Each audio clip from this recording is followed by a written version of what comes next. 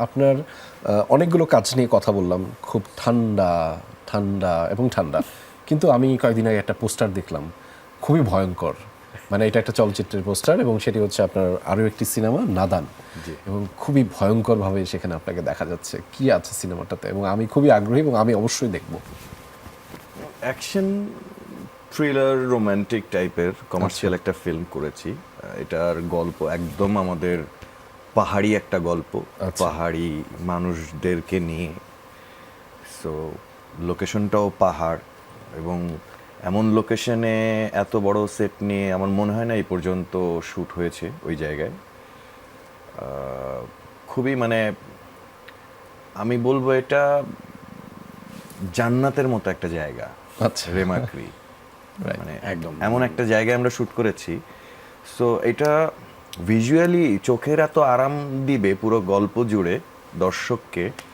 মানে আমরা যে টাইপের ঈদে আমরা ফিল্ম দেখি, সিনেমা দেখি, যে টাইপের গল্প দেখি, তার থেকে একদম ভিন্ন গল্প, ভিন্ন চরিত্র, ভিন্ন লোকেশন। সো এটা আরাম দিবে, মানে ঈদের ছবি হিসেবে এটা আমি বলবো এটা যে কেউ দেখে ভাল লাগবে। সেক্ষেত্রে যে আমরা আপনাকে যেভাবে দেখে অভ্যস্ত, সেটাও কি ভিন্ন একটা চরিত্রে আমরা শ্যামল মালকে পাচ্ছি এরকম কিছু? আশা করা যায়, আমি ট্রাই করেছি, এখন বাকিটা তো দর্শক। আচ্ছা, আমাকেও ট্রেলারটা দেখিয়েছিল আমাদের সেটে, তখনও পর্যন্ত ট্রেলার রিলিজ হয়নি। এটা রিলিজ হওয়ার আগে, ট্রেলার রিলিজ হওয়ার আগে তখন দেখিয়েছিল। আমি দেখে আমি খুবই মুগ্ধ হয়েছিলাম। মানে আমি দেখে আই ওয়াজ লাইক ওয়াও। এবং ওর লুক সব কিছু মিলিয়ে লোকেশন বা শট যেভাবে যেভাবে নিয়েছে, আমি দেখে বলেছিলাম যে ওয়াও, মানে এটা সম্ভাবনাময়ী একটা কাজ। ঈদের সিনেমা হলে যেটা হয়, অনেক জায়গা থেকে হিসেব নিকেশ করে তারপরে আগাতে হয় যে ঈদে সিনেমা মুক্তি পাচ্ছে, দুটোই হতে পারে, খুব ভালো যেতে পারে আবার খুব খারাপও যেতে পারে। আপনার প্রত্যাশার জায়গাটা কি? অবশ্যই সেটি ইতিবাচক থাকবে, তারপরেও যে চ্যালেঞ্জ আছে কি কোনো? মানে চ্যালেঞ্জ তো অবশ্যই থাকে।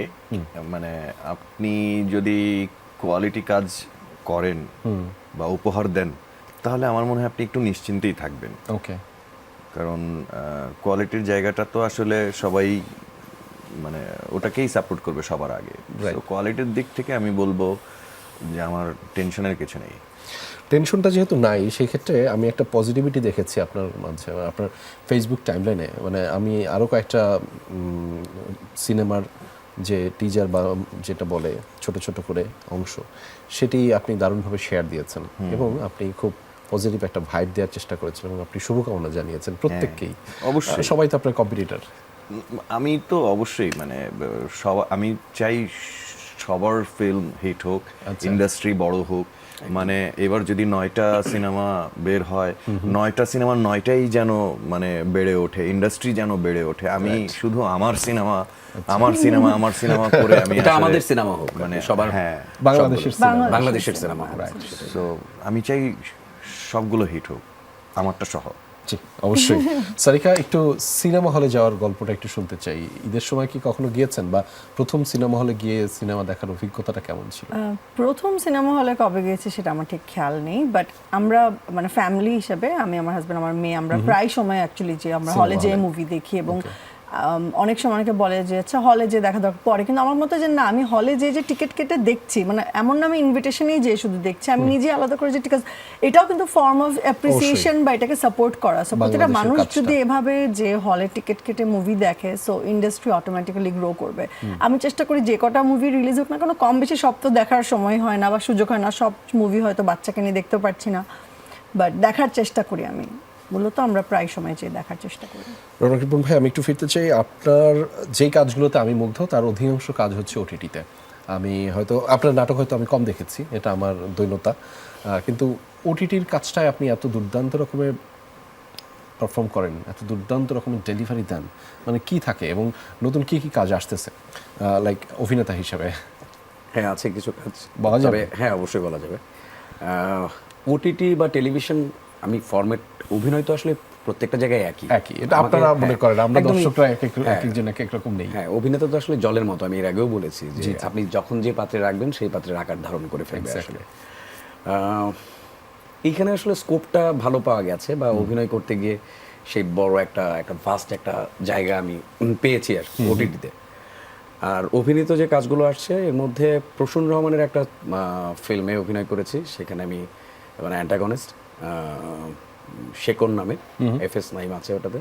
আচ্ছা সিটি গোল্ড নামে একটা ফিল্মে অভিনয় করেছি, সেখানেও আমি অ্যান্টাগনিস্ট, এটা সজলে আজাদের ডিরেকশন। আর এশা মার্ডার আসছে এই ঈদে। জি, আমি গতকালকেও দেখলাম। হ্যাঁ, ওইখানে আমি শফিউদ্দিন ডিবি ইন্সপেক্টর আচ্ছা, হিসেবে অভিনয় করেছি। আমি একটু ফিরতে চাই গুনগুনের কাছে। গুনগুন, স্কুলে একটা মজার কোনো ঘটনা বলা যাবে আমাদেরকে? এমন কোন ঘটনা ঘটেছে?